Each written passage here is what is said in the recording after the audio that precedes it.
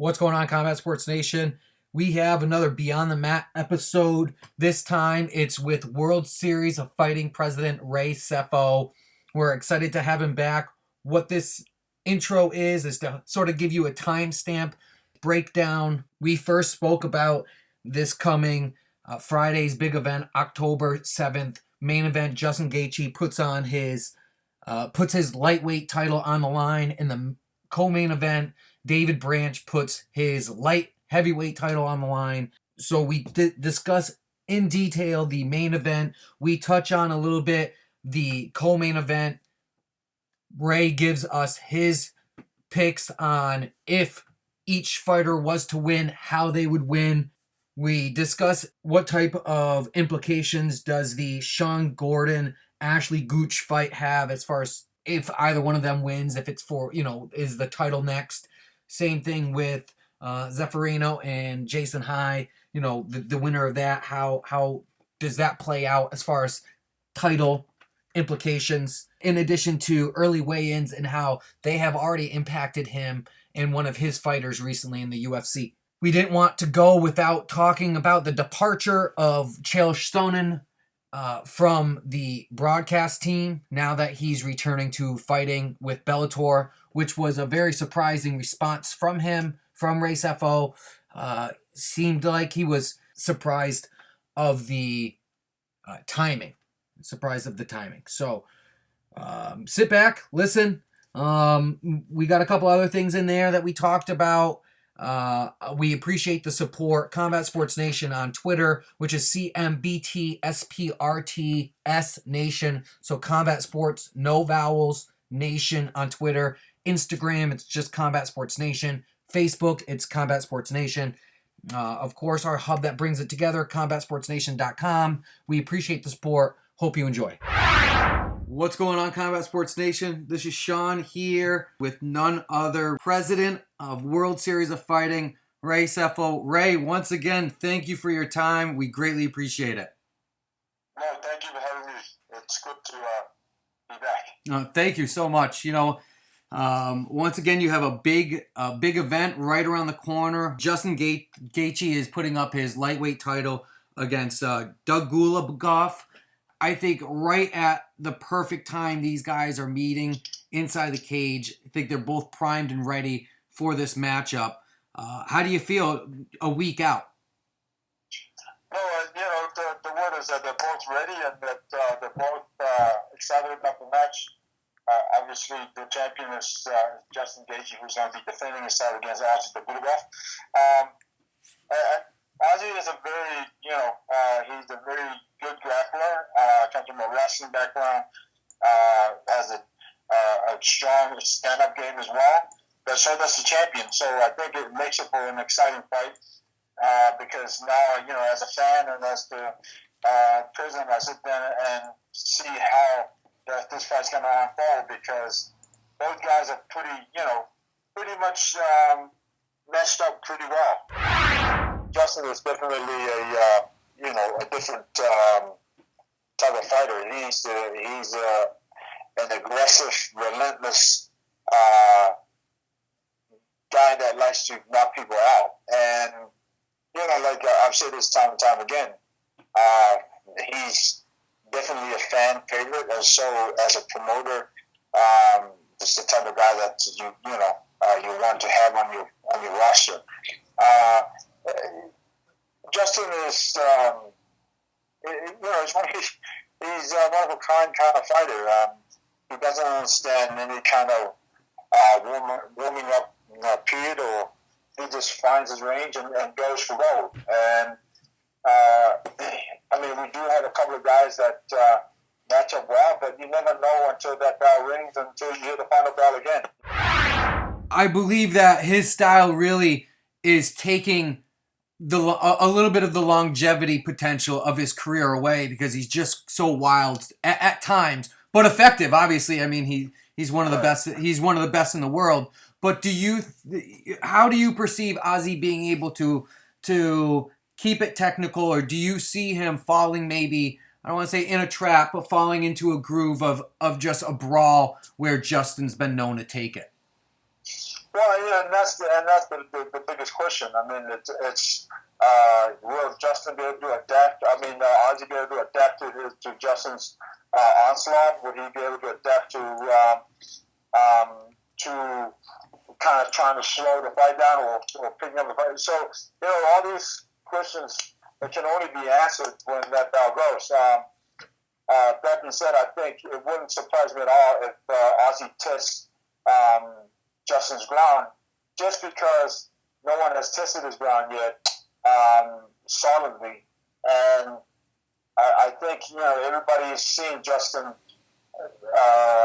come out and just put on a cleaning on opponents and just knocking them out. And he likes to keep the fight standing. Where, Ozzy is also a very good grappler, so it'd be interesting to see if Ozzy can, implement that into his game.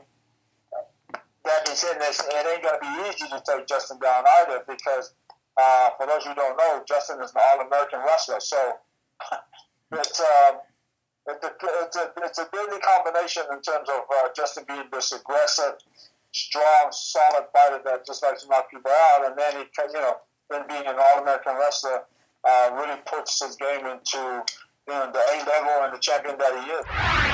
I'm looking at it all the way up and down, and it's a very exciting card. Just to hop to David Branch, I believe if David could keep it standing, it could be a very short night, and if Vinny keeps it, brings it to the ground, it could be a very short night. Both of them have the ability on the feet or on the ground to win. If you saw David winning, how would he win? If Vinny was to win, how would he win?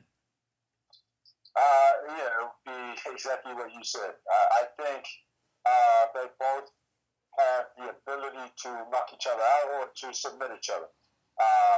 But I would lean more towards Vinny for the submission and David for the knockout. Same thing with the main event.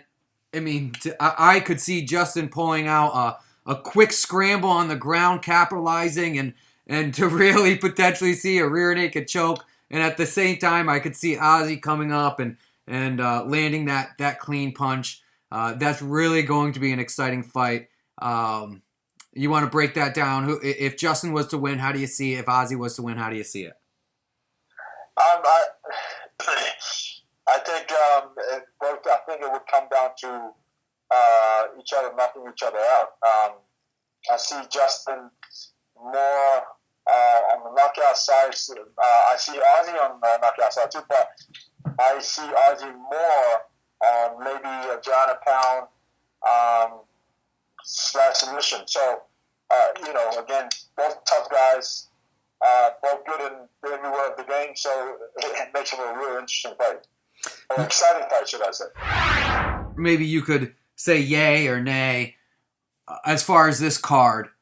Title implications for the winner, Ashley Gooch versus Sean Gordon. Would there be title implications for the winner there? Very possible. Jason High and Zhao Zeffirino. Well, Jason High, that's very possible too. Jason High is the number one contender for 55. Now, that being said, he's got to win the fight against Zeffirino to keep his number one spot. Right. And because I know that's been sort of the billing, or in his eyes, or even Justin has been talking about that fight for quite some time himself. So, World Series of Fighting 33 is going to be the first time you guys are doing early weigh-ins. Is that right? That is correct, yes. How do you see the earlier weigh-ins really being more of a benefit for the fighters to actually have more time to hydrate if they're doing it right? Oh, yeah, absolutely. When I first heard the UFC doing early weigh-ins, I thought, wow, that's smart. That's a great add-on, if you will, because they will allow the fighters more time to hydrate, more time to recover, and then you'll see guys in the ring the following day, or in the cage the following day, a lot healthier, a lot more attentive, a lot more aggressive, I think. And I think fighters will fight at 100%. And a perfect example is one of my students, Brad Tavares, that fought in the UFC 203 in Cleveland. It was the first time that he had weighed in early, and boy, he was healthy, he was targeted, he was responsive. Everything that you wanted from a fighter happened, and that happened because of the early weigh-ins, and it was the best that he had also weighed in at in terms of how he felt and how he looked. So the early weigh-ins definitely, not only that I agreed with it when I first heard about it, and then when I experienced it with Brad Tavares, it more solidified in my mind that the early weigh-ins was going to be beneficial for the fighters for sure. You recently had somebody leave, a part of your broadcasting crew, Chael Sonnen. He's returning to fighting. Did you know, and Ray, how did it not happen to where he was returning to World Series?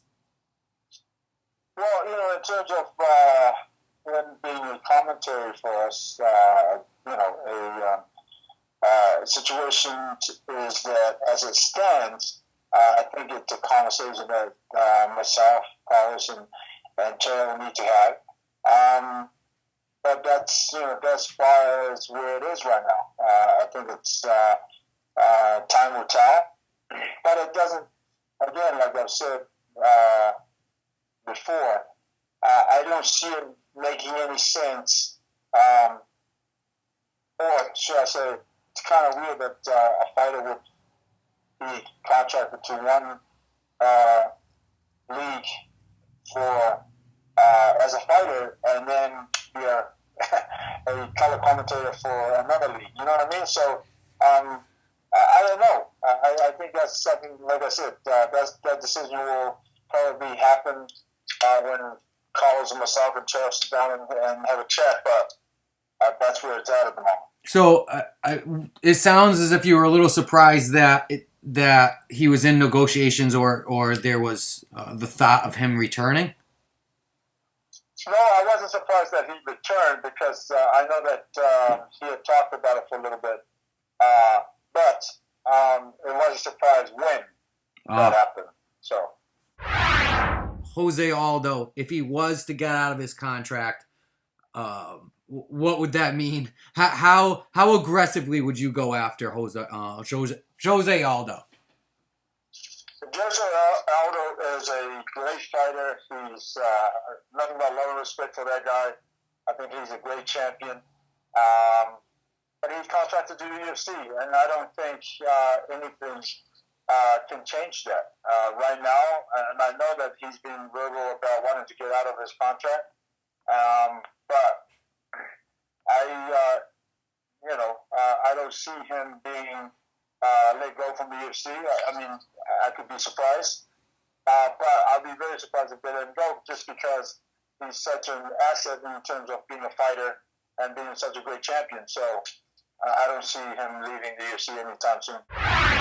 Thank you so much again. I appreciate your time, and it was great to have you to stop in just for a couple minutes like you did. You have big things coming up.